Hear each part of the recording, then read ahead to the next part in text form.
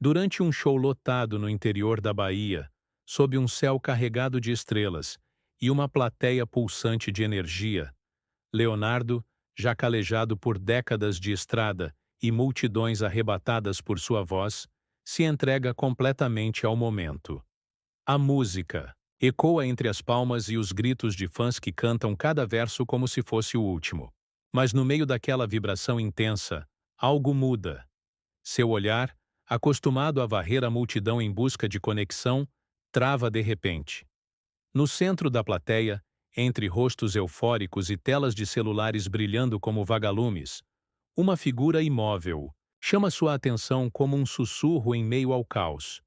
Uma menina, de vestido branco esvoaçante e cabelos presos por uma fita azul celeste, o observa em completo silêncio. Não canta, não dança, não sorri. Apenas o encara com um olhar profundo, pesado, antigo, como se carregasse décadas dentro de si. Um olhar que parece falar com ele sem dizer uma palavra, como se implorasse para ser lembrado. O tempo congela por um segundo. O som da banda some. O público vira um borrão. Tudo que existe é aquele par de olhos. Leonardo sente o coração acelerar de um jeito que nenhuma música causaria. Tenta continuar. Tenta fingir que não viu. Mas a imagem da menina está cravada em sua mente como uma nota fora do tom.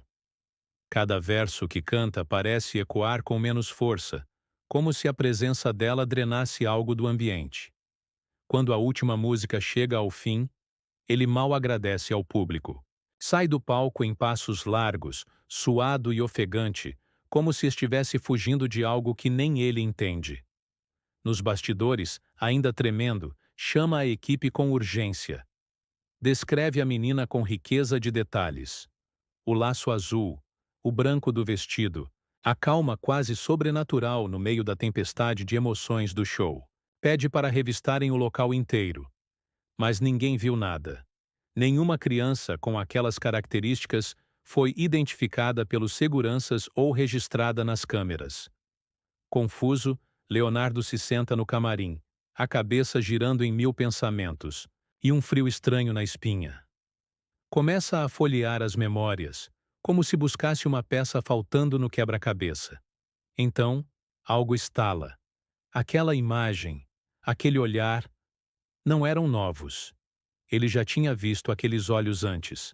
O susto o faz perder o fôlego. Era Clara.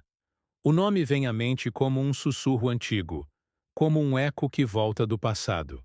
Clara era uma menininha de apenas 10 anos que ele conheceu em 1998, durante uma visita a um hospital onde crianças com doenças graves eram tratadas. Ela era doce, fã fervorosa, e mesmo tão jovem, já carregava uma maturidade triste no olhar. Lutava contra uma doença terminal, mas insistia em sorrir quando falava sobre as músicas de Leonardo. Passaram apenas algumas horas juntos naquela tarde, mas ele nunca esqueceu. E agora, diante do inexplicável, ele tem certeza. A menina do show era idêntica a ela. E Clara. Clara tinha morrido poucos meses depois daquele encontro. O que parecia apenas uma coincidência visual começa a se transformar em algo muito mais profundo, quase uma obsessão. Leonardo, acostumado a lidar com os mistérios do palco e as surpresas do público, agora se vê tomado por uma inquietação que o corrói por dentro. A imagem daquela menina, imóvel entre uma multidão em êxtase, o persegue como uma sombra. Ele tenta se convencer de que foi apenas uma ilusão, fruto do cansaço, das luzes, do calor intenso. Mas quanto mais tenta esquecer, mais nítido o rosto dela se torna em sua mente. Ele passa noites em claro, revendo cada detalhe do show. Vasculha fotos tiradas pelos fãs, vídeos caseiros postados nas redes sociais, gravações de celular enviadas por desconhecidos. Analisa ângulos, aproxima rostos, congela quadros. Mas em nenhuma dessas imagens há qualquer vestígio da menina. Nada. É como se ela não existisse. Como se só ele tivesse sido capaz de vê-la naquele mar de gente. Isso o perturba profundamente, mexe com seu senso de realidade, desafia sua lógica. Incomodado e sem conseguir seguir com a vida normalmente, Leonardo toma uma decisão ousada. Retorna à cidade do show, dessa vez sem avisar ninguém, completamente anônimo. Veste roupas simples, usa boné, óculos escuros, tenta desaparecer no meio da população local. Seu objetivo agora é outro. Não há palcos, nem aplausos, apenas perguntas. Ele começa uma busca incansável por respostas. Visita hospitais, conversando com médicos e enfermeiros mais antigos, na esperança de encontrar alguma menina que se encaixe na descrição. Vai a escolas públicas e privadas, conversa com professores, mostra um esboço do rosto dela feito por um retratista amigo. Em orfanatos e abrigos, repete a rotina. Descreve a criança, fala da fita azul, do vestido branco, do olhar profundo, mas sempre recebe a mesma resposta. Ninguém conhece, ninguém viu. A frustração se mistura com a angústia. A cidade, que antes lhe deu tanto carinho, agora parece esconder um segredo que se recusa a ser revelado. Já quase desistindo, prestes a embarcar de volta para casa, Leonardo decide visitar um último local, um abrigo modesto na periferia, dirigido por uma senhora idosa chamada Dona Elvira. Ela o atende com gentileza, sem demonstrar reconhecer o famoso cantor por trás dos óculos escuros. Leonardo repete sua história, mais uma vez. Fala sobre a menina, sobre o show, sobre o sentimento estranho que ficou em seu peito. Dona Elvira escuta em silêncio, pensativa. Então, sem dizer uma palavra, levanta-se devagar e vai até um armário antigo, de madeira gasta, de onde retira um álbum de fotos empoeirado. Abre-o com cuidado, as páginas rangendo como se carregassem o peso dos anos. Em uma das páginas centrais, aponta uma fotografia em preto e branco, ligeiramente desbotada. É ela. A mesma menina. O mesmo laço azul. O mesmo olhar. Leonardo congela. O coração dispara. A imagem o acerta como um raio. Era Clara, a fã que ele conheceu em 1998, com quem compartilhou um dos momentos mais humanos de sua carreira. As lágrimas surgem sem que ele consiga evitar. O tempo parece retroceder, puxando-o de volta para aquele quarto de hospital onde conheceu Clara, tão frágil e tão cheia de vida ao mesmo tempo. Mas o que o deixa verdadeiramente em choque vem logo depois. No verso da foto, cuidadosamente dobrado, há um bilhete. Uma pequena mensagem escrita com a caligrafia infantil de Clara, em caneta azul desbotada pelo tempo. Você prometeu que cantaria para mim de novo. Um dia. Leonardo sente o chão desaparecer sob seus pés. A promessa. Aquela promessa feita com o coração, quando ela, com os olhos cheios de esperança, pediu que ele cantasse para ela de novo, algum dia no futuro, em um grande show. E mais do que isso, ela pediu uma música exclusiva, uma que ele havia começado a compor para ela, ali mesmo no hospital. Uma melodia simples, com versos doces, mas que nunca foi concluída, nem lançada. Esquecida entre os cadernos rabiscados da juventude. Uma canção que, talvez, estivesse esperando esse reencontro inexplicável para finalmente ser ouvida. Movido por um sentimento que beirava o inexplicável, uma mistura de carinho, saudade e uma dívida invisível que insistia em pesar sobre seus ombros, Leonardo decide retornar ao lugar onde tudo começou. Sua antiga fazenda, um refúgio distante das luzes do palco e do burburinho das cidades. Localizada no interior de Goiás, a propriedade estava vazia há anos, mas ainda guardava vestígios do homem que ele foi antes da fama. Rabiscos em paredes de madeira, fotos antigas com dedicatórias esquecidas e, principalmente, um baú, de madeira trancado, coberto por poeira e pelo tempo. Dentro desse baú estavam os cadernos de letras nunca cantadas, melodias que nunca tocaram nos rádios e pensamentos que ele guardava para momentos como esse, onde a alma fala mais alto que qualquer aplauso. Ele passa horas revirando as páginas amareladas, cada folha trazendo de volta um pedaço da juventude.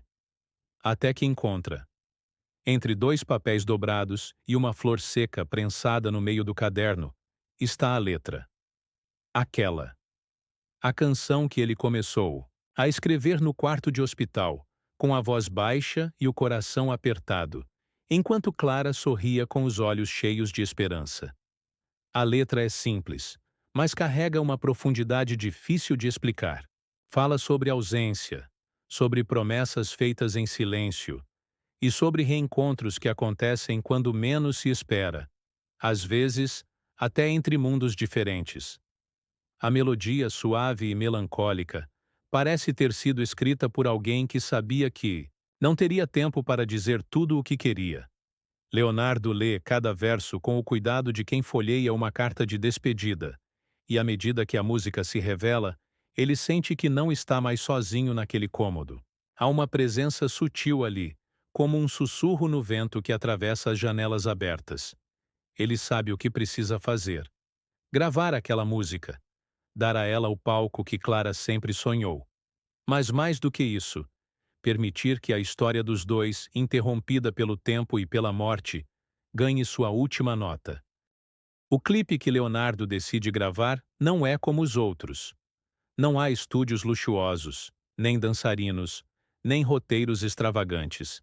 Ele escolhe filmar em cenários quase etéreos, campos abertos com céu cinza, balanços vazios em parquinhos, abandonados, escolas desertas, brinquedos esquecidos no chão, plateias completamente vazias, como se cada espaço ecoasse a ausência de alguém. E em cada plano, pequenos detalhes são colocados propositalmente. Uma fita azul balançando ao vento, um vestido branco pendurado no varal, um caderno aberto com a letra da canção escrita à mão. A montagem final é delicada, quase fantasmagórica, e carrega um silêncio tão eloquente quanto a própria melodia. Ao assistir ao clipe pela primeira vez, Leonardo não consegue conter as lágrimas. Era como se Clara estivesse ali, sentada em algum canto, assistindo tudo, finalmente recebendo a homenagem que tanto merecia. O vídeo vai ao ar sem muito alarde, mas logo se espalha como uma brisa carregada de emoção. Fãs antigos se comovem. Jovens que nunca ouviram falar de Clara sentem como se tivessem perdido alguém muito próximo. Mas para Leonardo, nada daquilo é sobre fama. É sobre paz. Dias depois do lançamento, quando a rotina parece enfim retomar sua normalidade, algo inesperado acontece. Uma carta chega à sua casa, entregue por um carteiro desconhecido, sem nome de remetente, sem selo, sem nenhum indício de quem a enviou. O envelope é simples, envelhecido e exala um cheiro sutil de lavanda. O mesmo que Clara usava naquele dia no hospital, ele lembra. Com as mãos trêmulas, Leonardo abre a carta. Dentro, há apenas uma frase, escrita em uma caligrafia infantil e conhecida. Agora eu posso descansar. Obrigada por lembrar. Nada mais. Nenhuma assinatura. Nenhuma pista. Mas ele não precisa de explicações. Ele sabe. Sabe no fundo do coração que a mensagem veio de onde só o sentimento consegue alcançar. E naquele instante, todo o peso que carregava desaparece. Ele não precisa mais procurar. Clara foi vista, ouvida e, acima de tudo, lembrada. Desde então, algo muda nos shows de Leonardo. Em cada apresentação, por mais cheia que a casa esteja, sempre há uma cadeira na primeira fila deixada vazia de propósito. Uma cadeira simples, discreta, com uma fita azul amarrada no encosto, como um lembrete silencioso de uma presença que ninguém vê, mas que ele sente. Ao subir no palco, antes de cantar a primeira nota, Leonardo sempre lança um olhar rápido, naquela direção. E em seu íntimo, sabe que ela está ali, sentada, em silêncio, sorrindo como fazia quando era criança, esperando que a próxima canção comece, como se aquele reencontro nunca tivesse terminado.